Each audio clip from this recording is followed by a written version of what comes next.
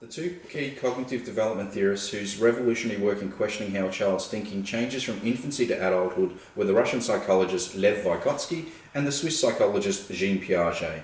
Vygotsky developed a social constructivist view where he viewed children as apprentices who learned from more experienced individuals. He focused on proving that knowledge and thought are essentially social in nature. His theory suggests that there are three levels to cognitive development, the first being cultural, the second interpersonal, and the third revolved around the individual. Piaget, on the other hand, presented his theory on constructivist development, where children were viewed as inquiring scientists who learned from autonomously exploring their environment. Piaget was a big believer in that a child's cognitive growth via stages were developed through the act of doing rather than the act of instruction. He hypothesized four distinct stages of cognitive development. The first is the sensory motor stage, which covers the first 2 years of a child's life, where simply they learn via utilizing their senses. The second stage is the pre-operational stage, where children learn and process the world by how things look or appear. Piaget's third stage is known as the concrete operational stage. This is a complex stage where children learn that what they see can be interpreted differently. The child is becoming capable of adhering to logical operations and understands that qualities can take various forms. The fourth and final stage is the formal operational stage. During this stage, children become less egocentric, are able to think hypothetically, and can reason on the basis of verbal statements. Kohlberg, a pioneer of developmental psychology, utilized the stage-based theory hypothesis. Kohlberg's theory of moral development consisted of three levels, each level encompassing 2 stages and spanning from childhood into adulthood. In his first level, the pre-conventional, the first 2 stages focus on moral development being shaped solely by punishment or reward.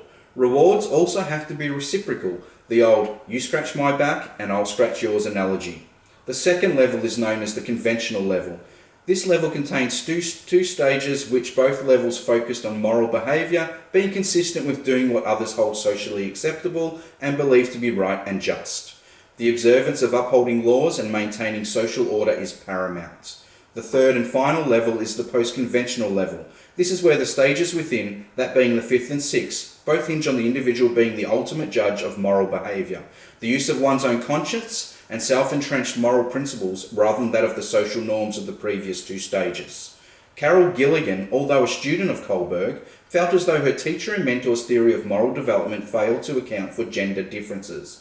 Gilligan believed that Kohlberg's theory relied heavily on a high male study population, and he failed to acknowledge what she called the caring perspective. Gilligan postulated that males and females are socialized differently and that females are more internally prepared than males at interpersonal relationships and are more nurturing of the well-being of others.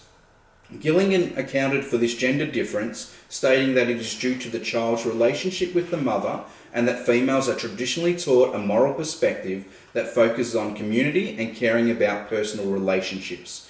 Gilligan put forward the ethics of care theory. Gilligan's theory simply addressed what makes actions right or wrong. Gilligan adapted Kohlberg's 3-stage theory of the pre-conventional, conventional, and post-conventional, all containing stage goals and points of transition. In a simplified take on Gilligan's ethics of care theory, Gilligan suggested that these transitions are led by changes within the sense of oneself, rather than from changes in cognitive capabilities. It is extremely important for teachers to have an understanding of how children learn, both cognitively and morally. Teaching should be loosely based around the past findings of Piaget, Vygotsky, Kohlberg, and Gilligan, as the theories of cognitive and moral development are both intrinsically woven into the foundations of teaching practices within Australia and in fact throughout the world. Piaget encouraged educators to view the art of teaching as an opportunity to engage with the children in an imaginative and individualised mode of thinking. Cognitive development within a classroom would be most easily explained by the move from pre-operational to the concrete operational stage. In the pre-operational stage, if I posted the question of Chris is taller than Mark, Mark is shorter than John, John is taller than Craig, who is the tallest? Without the use of visual cues such as illustrations or the use of dolls, it would be out of a 2 to 7-year-old's ability to fathom the abstract nature of the question. If I posed the same question to that of the concrete operational stage, as a written question, it is justifiable to assume that with time and thought, the majority of the 8 to 11-year-olds may use reasoning to supply the correct answer. An example of the application of moral development can be related to Kohlberg's second stage of moral development, the pre-conventional stage. The example would revolve around playing a game in the schoolyard. If a boy playing with friends sticks to set rules of that game, he would expect everyone else to stick to those rules as well. This is a crucial step as it allows the children to negotiate and adhere to rules of conduct without the constant need for adult supervision or intervention. Thank you for your time, and I will leave you with a quote from Piaget himself. Education for most people means trying to lead the child to resemble the typical adult of his society. I believe what a terrible mistake that would be. Thank you.